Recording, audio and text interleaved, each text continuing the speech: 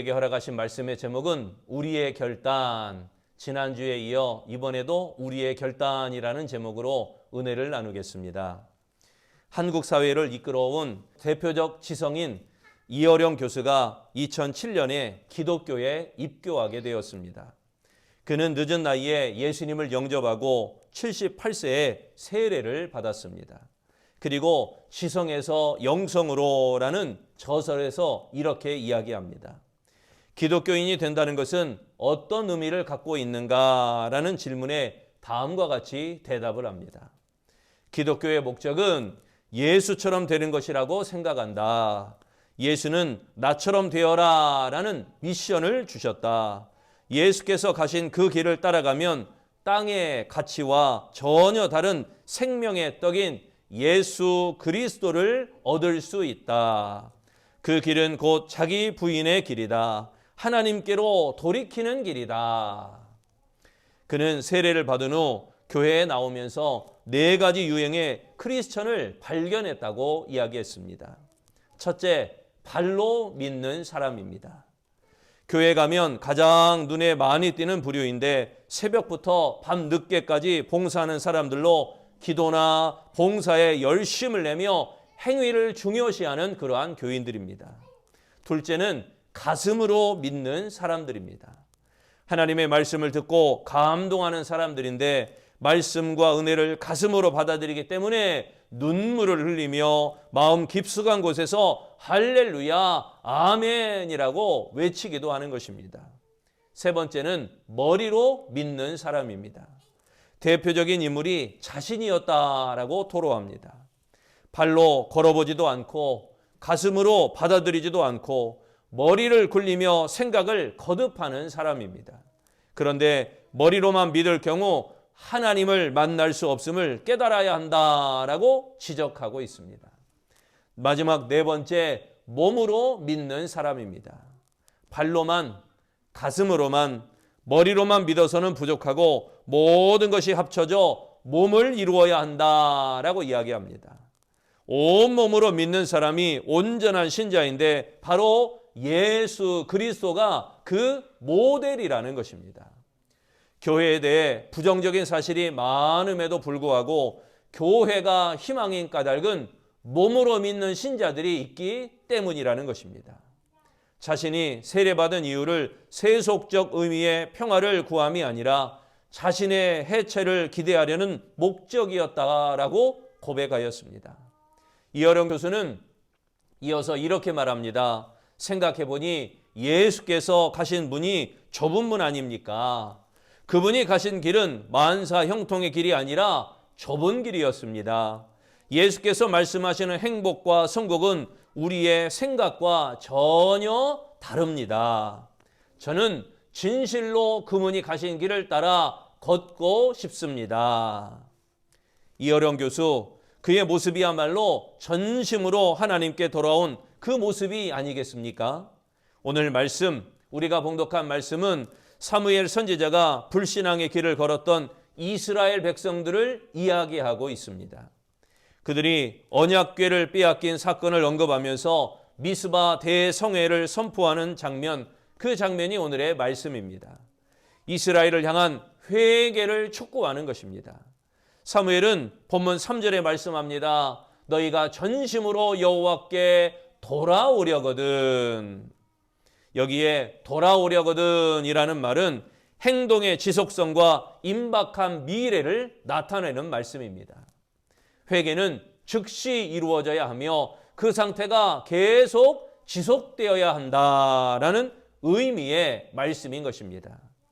삶의 모든 영역에 걸쳐서 전인적 회개를 나타내는 것입니다. 하나님은 이스라엘 백성들의 마음이 하나님께 돌아오기를 기대하십니다. 그러므로 이 회개를 과소평가해서는 안 된다는 것입니다. 작게 생각해서도 안 됩니다. 멀리해서도 안 됩니다. 회개가 한 번 하고 끝나는 게 아닙니다. 계속해서 지속되어야 되는 것입니다. 우리의 성도가 가까이 해야 될 것이 있다면 바로 이 회개이라는 것입니다. 이스라엘은 이 회개 사건을 기점으로 성공적 인생으로 바뀌었습니다. 회개는 실패를 성공으로 바꾸는 유일한 인생의 유일한 방편이라는 것입니다. 회개는 하나님께 돌아가는 것입니다. 그러므로 여러분 회개를 결단하시기를 바랍니다. 그러면 우리의 결단을 살펴볼 텐데 첫째, 이 본문에 나타난 우리의 결단은 우상을 버려야 한다는 결단입니다. 종교개혁자 마틴 루터는 우상을 이렇게 설명합니다. 당신의 마음이 매달리고 의지하는 것은 무엇이든지 그것이 하나님이다. 마음의 신뢰와 믿음이 하나님도 만들고 우상도 만들 수 있다. 또 기독교 변증학자 티모시 켈러라고 하는 목사님은 이렇게 말합니다.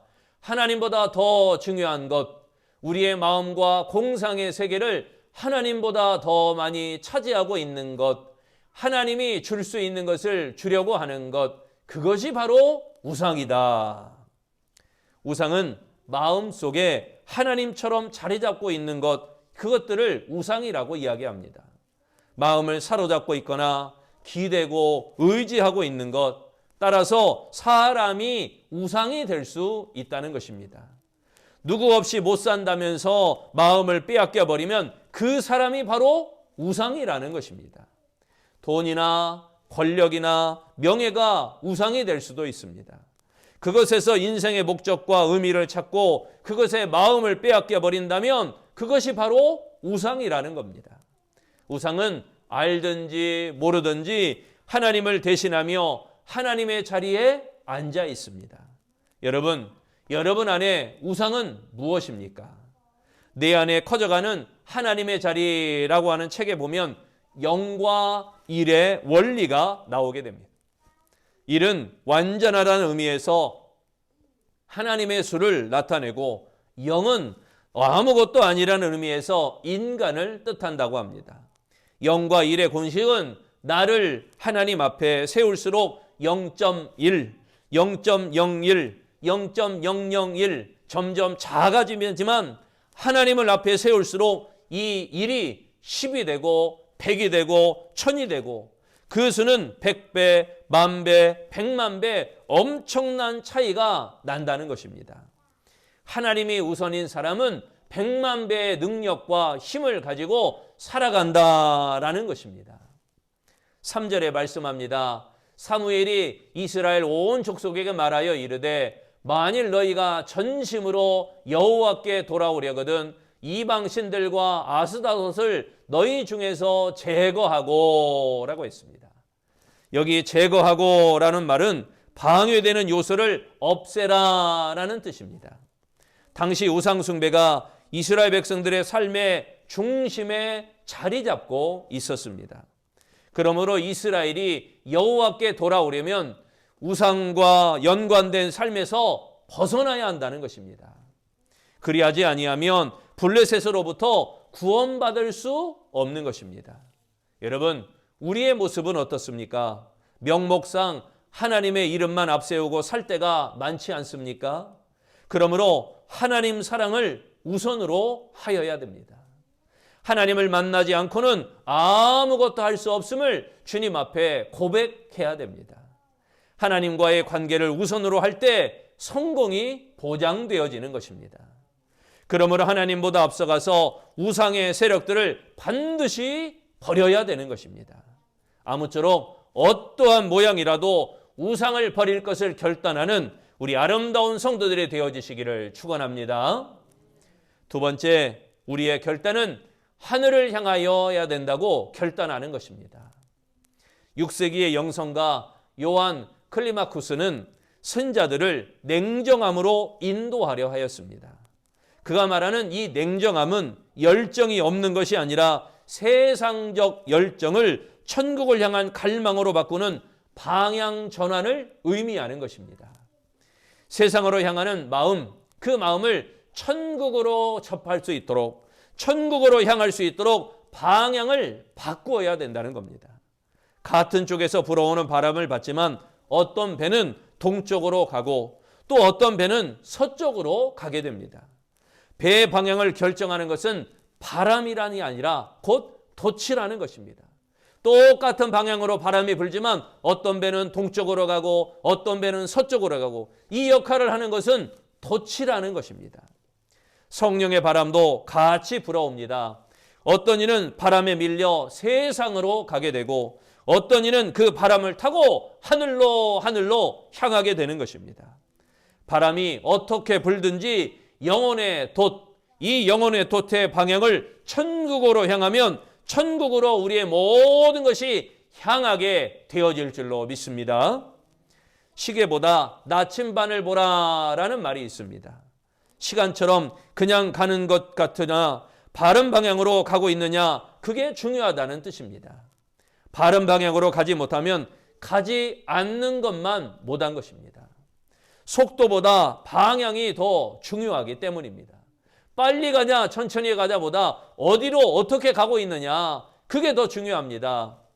3절에 말씀하기를 사무엘이 이스라엘 온 족속에게 말하여 이르되 만일 너희가 전심으로 여호와께 돌아오려거든 이방 신들과 아스다롯을 너희 중에서 제거하고 너희 마음을 여호와께로 향하여 그만을 섬기라. 여기에 보니까 향하여라는 말씀, 이 말씀은 고정하다, 확립하다라는 의미입니다. 하나님을 향한 마음을 준비하고 굳건하게 지켜야 된다는 것입니다. 우상을 향하던 눈이 하나님을 향하면 달라집니다. 죄악을 향하던 마음이 바뀌어 하나님을 향하게 됩니다.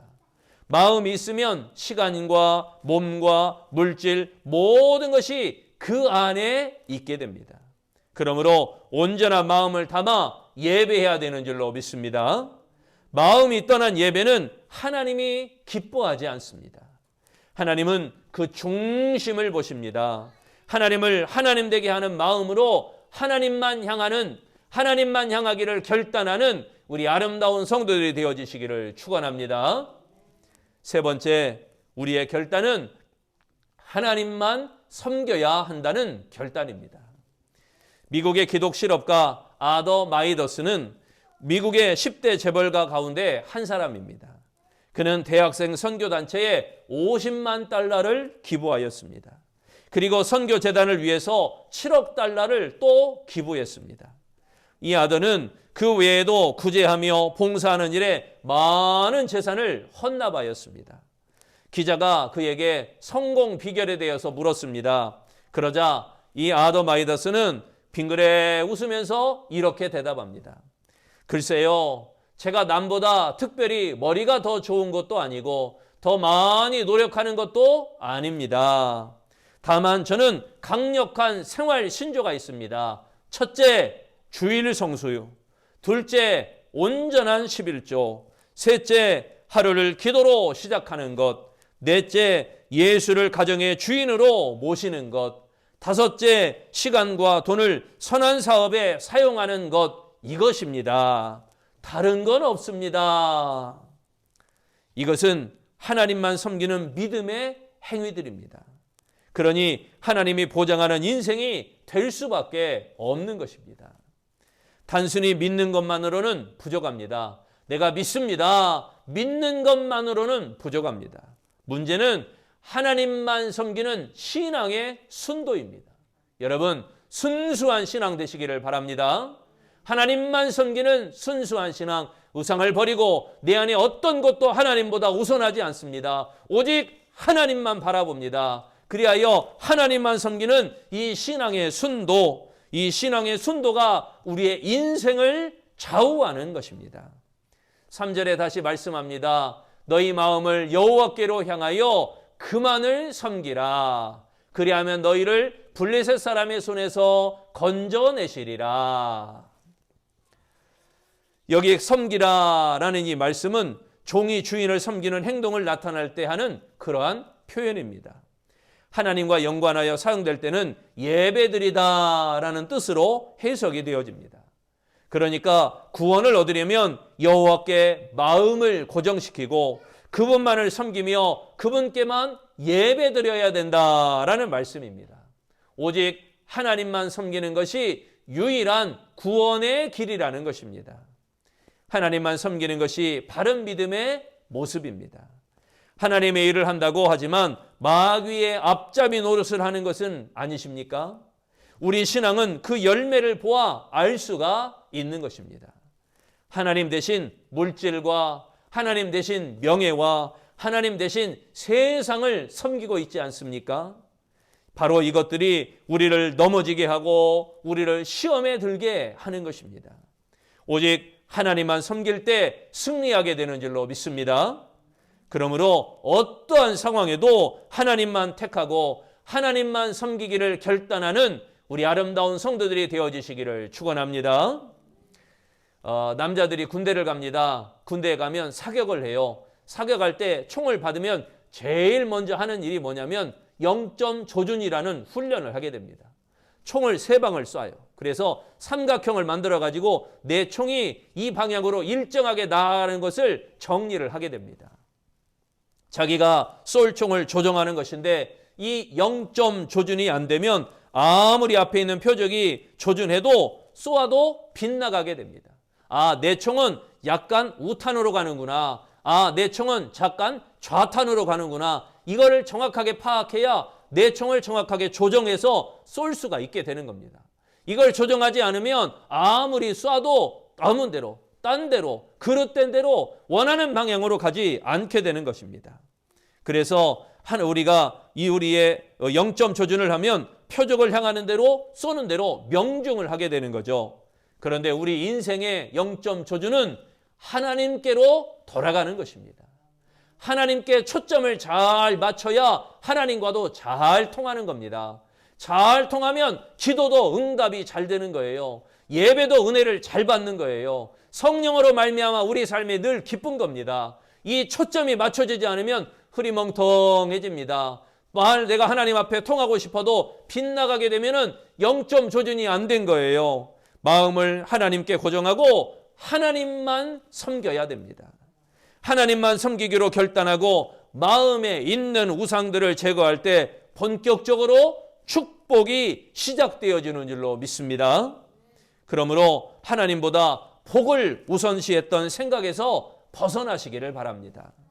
하나님과 경쟁하는 것들을 마음에서 제거해야 하기로 결단하시기를 바랍니다.